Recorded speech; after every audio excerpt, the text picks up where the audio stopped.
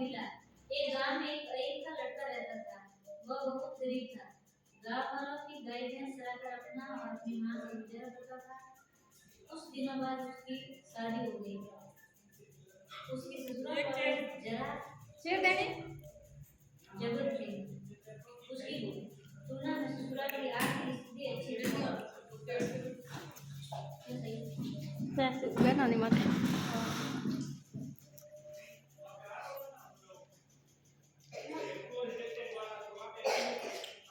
कुछ दिनों के बाद गांव वालों ने कहा, यार ससुराल हो जाओ, तुम्हारी शादी हो चुकी है, ससुराल में बड़ी खातिरदारी हुई है, वहां जाकर सास ससुर साले सहेलियों से मिल आओ। बात लड़की की समझ में आ गई। वह ससुराल जाने को तैयार हो गया। लड़का जरूरत से ज्यादा सीधा और बुद्धि था। गांव वालों ने उससे कहा था कि अकेले जाना ससुराल में और किसी को मत ले जाना, नहीं तो तुम्हारी खातिरदारी में बेदान पड़ेगा। एक गांव में एक गरीब लड़का था, ठीक है, उसकी शादी हो चुकी थी। तो गांव वाले पूरे है ना गाय भैंस चराकर उनका जीवन गुजारा करते थे। और उसके बाद शादी हो चुकी थी। गांव वालों ने बोला तू तेरे ना ससुराल जा, वहां से अच्छी सी खातिरदारी होगी। और उसको बोला कि तू किसी को साथ में मत लेके जाना। समझ में आ रहा है? फिर वो गांव वालों को कहने पे ससुराल गया और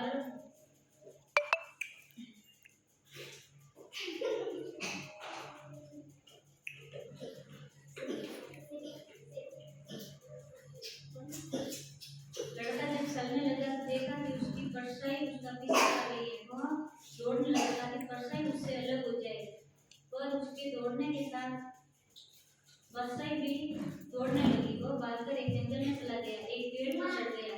सूरज डूबने के बाद वो पेड़ पर से उतरा। वो लड़का मतलब बुद्धू था, उसको कुछ समझ में नहीं आता, मतलब भोला था वो लड़का। तो वो जैसे जैसे चलने लगा तो उसके पीछे उसकी परछाई दिखने लगी उसको। तो वो सोच रहा है मेरे पीछे और कोई आ रहा है, तो वो और तेजी से भागने लगा। फिर वो पेड़ पे चढ़ गया और मतलब देख रहा है कि मेरे पीछे कोई आ रहा है। फिर जैसे जैसे सूरज डूबने लगा, मतलब सूरज ढलने लगा, तो वो पेड़ से उतरा। फिर सूरज मतलब ढलने के बाद तो उसकी परछाई दिखती नहीं ना, तो आगे देखते हैं। रात होते वह ससुराल पहुंचा। ससुराल में उसकी जोरदार खातिरदारी हुई। सास ससुर ने उसे प्यार किया, साले सालियों ने खूब हंसी मजाक किया, उसे घुमाया फिराया, खूब अच्छे से व्यंजन खाने को दिया। उसकी सास ने उसे खाने को जो दिया उसमें मटर के बेसन की लोबियां भी थी जो सरसों के तेल में तली थी।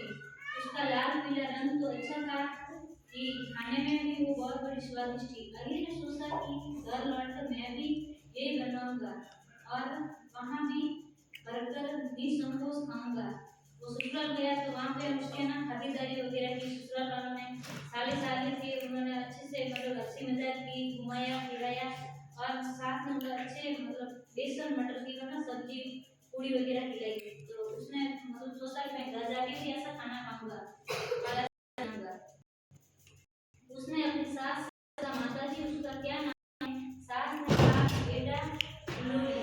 कई जल्दी ससुराल में 3 दिन रहा। उसने खूब लोड़ियां खाई और लोड़ी का नाम याद करता रहा। घर वापसी में भी वो लोड़ी याद करता रहा, कभी बोलकर रट भी लेता था ताकि भूल न जाए। फिर वो ससुराल से घर गया तो मतलब वो नाम लोड़ी वैसे देखता गया कि मुझे मैं भूलूं नहीं, घर जाके बनाऊंगा ऐसे। तो फिर वो घर पहुंचा, नाम भरता रहा, ठीक है। घर के रास्ते में एक नदी पड़ती थी। नदी में बहुत ज्यादा पानी नहीं था, उसे खड़े खड़े ही पार करना था।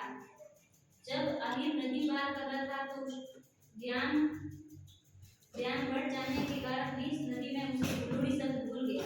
वह अब बादलों की तरह नदी के बीचों बीच इधर उधर कुछ खोजने लगा और कहने लगा कि मेरा लाल किला यहीं खो गया है, मेरा लाल किला खो गया है। मतलब घर जा रहा था तो रास्ते में नदी पड़ती थी। वो नदी छोटी थी तो नदी में मतलब बहुत पानी नहीं था। वो खड़े खड़े मतलब जा रहा था तो उसने नदी में ना वो ऐसे जा रहा था तो उसको पता नहीं, वो नाम भूल गया, लोड़ी नाम भूल गया। तो फिर वो नदी में ढूंढने लगा कि लाल किला यहीं खो गया, मतलब उसके नाम लोड़ी तो पता नहीं, जो लाल किला पता है था तो लाल किला मेरा खो गया। तो नदी में ढूंढने लगा। कुछ देर पश्चात कुछ जोहारी उधर से आ निकले, वे भी नदी पार करने लगे। वे जब इस नदी में पहुंचे तो देखा कि अहिबान इधर उधर कुछ ढूंढ रहा है और वह